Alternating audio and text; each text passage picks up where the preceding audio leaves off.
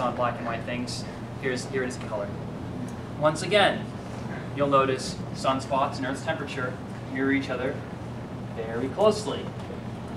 Now, I'm not saying I know for a fact that the sun is responsible for the cooling and heating of the Earth. But, you know, it kind of makes sense, don't it? So, that's really all I have on alternate theories. I'm just going to move on now. Oh, I got one more thing for you.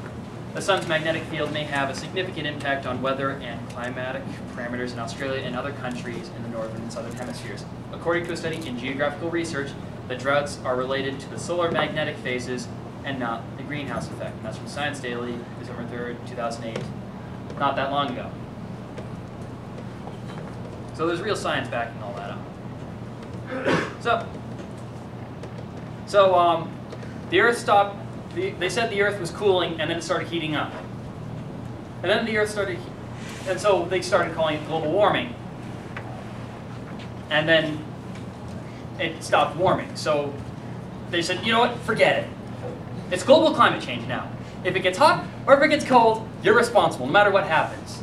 So if you look at the paper, they don't say global warming anymore. They say global climate change. So if the climate changes, it's your fault. Guess what? The climate's always changing. It got really hot a while ago. Then it got really cool and it rained. And it's going to get hot again.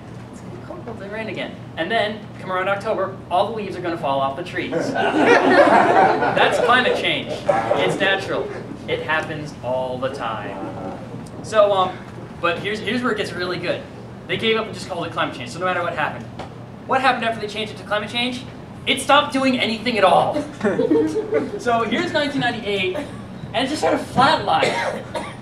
For 9 years, it just stayed the same. And then in 08, it just spiked right back down again and got cold again. Oh, by the way, guess what happened in 08? There were fewer sunspots than ever in recorded history, and it got cold. Just saying, maybe the sun might have something to do with it. Let's move along to the next slide. And one thing they'll say is the science is settled. All the scientists agree. No one disagrees. If you disagree, you're an idiot. All the real scientists agree. So here we have a petition. This petition was started when they were forming the Kyoto Protocol, which was government-controlled limits on how much CO2 each country could produce each year. And this is a petition, and it says, "We urge the United States government to reject the global warming agreement that was written in Kyoto, Japan in December 1997, and any other similar proposals. The proposed limits on greenhouse gases would harm the environment, hinder the advance of science and technology, and damage the health and welfare of mankind. There is no convincing scientific evidence that human release of carbon dioxide, methane, or other greenhouse gases is causing or will in the foreseeable future cause catastrophic heating of the Earth's atmosphere and disruption of the Earth's climate. Moreover, there is substantial scientific evidence that increases in atmospheric carbon dioxide may produce beneficial effects upon the natural plant and animal environments of the Earth." And of course, because the science is settled, nobody signed this stupid petition, right? Well, actually, no. Only American scientists can sign this. International scientists aren't allowed to. So from American scientists alone, over 9,000 PhD scientists have signed this petition. The requirements are that you have a BS, MS, or PhD in a scientific field. And if you want to sign this, you have to give proof. You have to send them a copy of your diploma before they will put you on the list. So it's a very strict process. So these are real scientists saying that they disagree with global warming. So I would say to you that the science is not settled. It is still an ongoing debate as to whether or not we are responsible for global warming. But with all that fraud, I'm just wondering maybe the other side might have something to hide. So let's move on to the legislation of global warming. How am I doing for time? Hal, how much time have I got? 2 minutes. 2 minutes. About 2 minutes? Okay. I'll be really quick.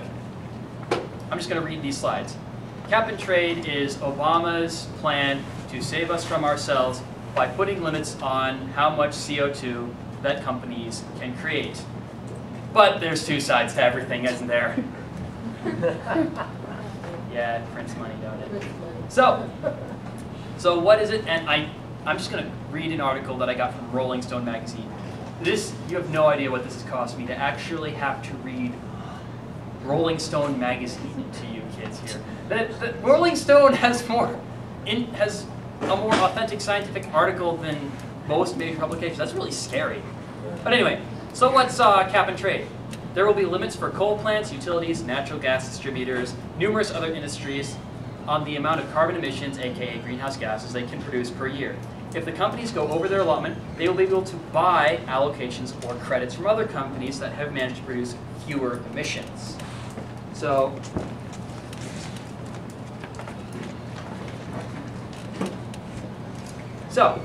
who's going to be selling these carbon credits? Well, naturally, this is supposed to be like a tax on big business and how they produce carbon credits. So these credits will, of course, be sold by the United States government, right? Right? Oh, wait, hold on.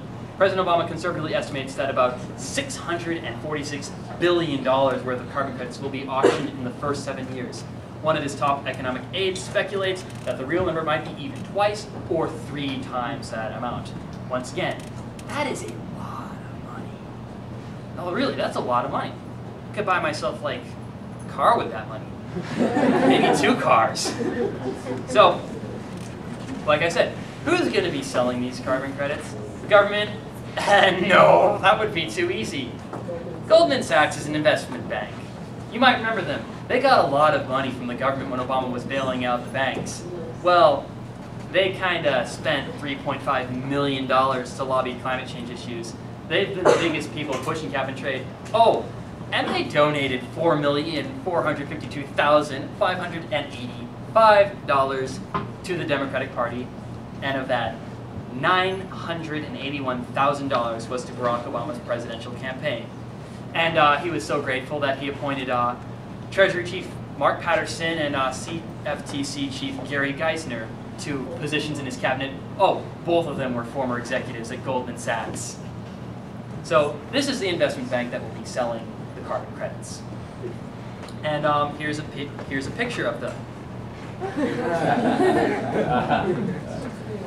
The bank owns a 10% stake in carbon credits that will be traded. Moreover, Goldman owns a minority stake in Blue Source LLC, a Utah-based firm that sells carbon credits of the type that will be in great demand if the bill passes. Nobel Prize winner Al Gore, who is intimately involved in the planning of cap and trade, started up a company called Generation Investment Management with 3 former bigwigs from Goldman Sachs Asset Management, David Blood, Mark Ferguson, and Peter Hannes. Their business, investing in carbon offsets. And there's also a $500 million green growth fund set up by Goldman Sachs to invest in green technology.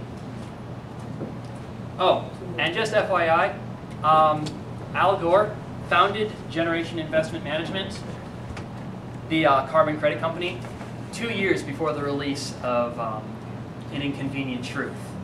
So, and what does he say at the end of An Inconvenient Truth? Buy carbon credits. Hey, guess what I've conveniently got to sell to you? Carbon credits. That's right. And what's cap and trade? Cap and trade is, oh, by the way, you're legally required to buy carbon credits. Oh, but it's okay. If you don't want to buy carbon credits, it's okay. You can just reduce your carbon emissions by buying Priuses and green technology, which we also happen to own major stakes in. So